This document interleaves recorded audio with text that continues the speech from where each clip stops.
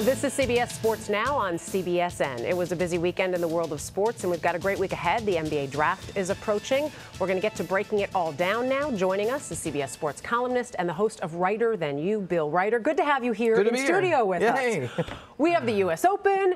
Brooks Koepka wins it. Who is Brooks Koepka? So he's a fairly young golfer. He's well regarded on the tour, even though a lot of fans don't know who he is. He hits the ball a long ways. He's very, very athletic. He's very good friends with Dustin Johnson, who called him on Saturday night. Amazing story. And now he's won a few times in Europe, and now he's broken through. And maybe, hopefully, because golf needs it, he can be one of the future faces of a sport that needs some young, interesting players to pull in fans. You mentioned that, and I think of Ricky Fowler, because people follow him. They follow him.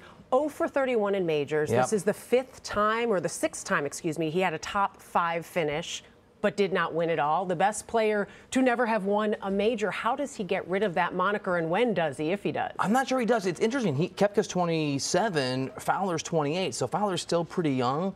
But talking to people, especially about the U.S. Open with him, who cover golf or around golf, have golf professionally, they just doubt whether he's tough enough mentally to win on a Sunday at a major. I think the answer is he's got to be up 3 or 4 or 5 strokes, run away with it the first 2 or 3 days, because obviously he has an issue now. He has a mental block in those moments. I remember watching that with Phil when it was always the bridesmaid, never the bride, and you saw him get over that hurdle. He had major wins, but not that Masters win that he wanted, not the U.S. Open win that he wanted, and then he went out and got it. Let's go to the NBA now. We've got the draft coming up on Thursday.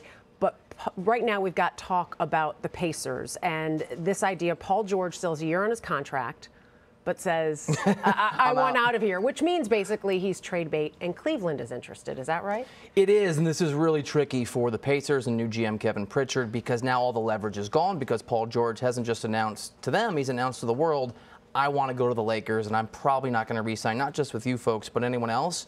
So this is the challenge. Like, who's willing to spend, and what are they willing to spend to bring in a 1-year rental? It's why the Cavs make sense, because it does make them markedly better. He plays great perimeter defense. He is a star, and we all saw they need some help against the Warriors. But the price, it's been driven low by this news. Well, it's interesting because it was LeBron talking about that super team idea, despite not admitting that the Heat were one. So I guess he'd buy in now, and that would make them the super team at this point. Look, if Paul George and LeBron James and Kyrie Irving aren't a super teams have never existed. All right, so let's now go to the draft.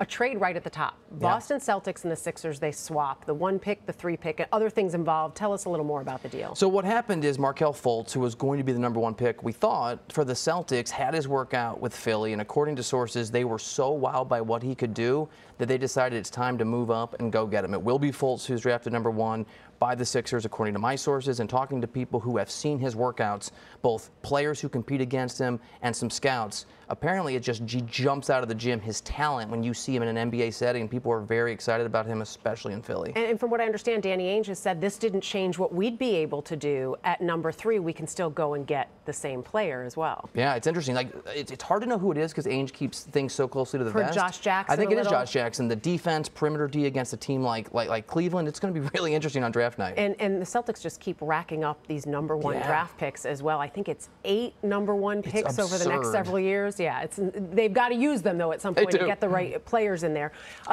So we've heard a lot of the same names. We've heard the Lonzo Ball, Markelle Fultz, obviously Josh Jackson, a lot of these same names. Who are maybe 1 or 2 guys that you think are going to have the biggest impact from this draft class? So if you're not a huge NBA fan, remember the names that Bill is telling you right now. Here's one name that I keep hearing, and I actually talked to Malik Monk, who should be drafted 6 or 7. He's a Kentucky shooting guard. Right. And he told me De'Aaron Fox is the best point guard in this entire draft. And he said, other than myself, because he's got to be confident, he's going to be a superstar. And that reflects what not all, but a lot of general managers and scouts I've talked to have said. A lot of people think De'Aaron Fox, even though we're not talking about him as much as we are Fultz or Lonzo Ball and Lonzo's dad, he might be the guy down the line. So remember the name De'Aaron Fox. He could be the real star. I had the pleasure of watching Josh Jackson in the NCAA tournament, which was a very short run for Kansas, obviously. I have to tell you, if you haven't seen him in person, his athleticism, as he grows even more into his body, he's one that I can't wait to watch. I was at the West Virginia game where Kansas came back at the Fog, and Josh Jackson looked like a pro player and has a pro body already. Exactly. Such a deep draft. And still so young. I know, so young. Still so young. Bill Reiter, thank you as always. You're welcome.